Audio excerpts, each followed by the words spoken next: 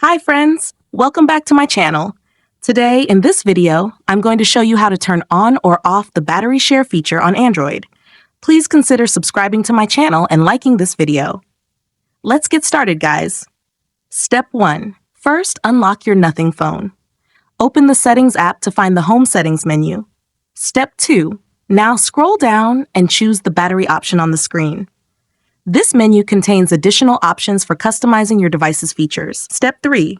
Next, scroll down the menu to locate the battery share option. Tap on it.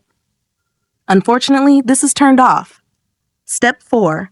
For the last and most important step, tap on the Use Battery Share option to enable it. Do you want to stop sharing the battery when the phone reaches a certain level? If everything is okay, you're all set. To disable it, tap on the switch one more time to turn it off instantly. If you found this tutorial helpful, don't forget to like this video and subscribe to my channel. Thanks for watching and see you next time.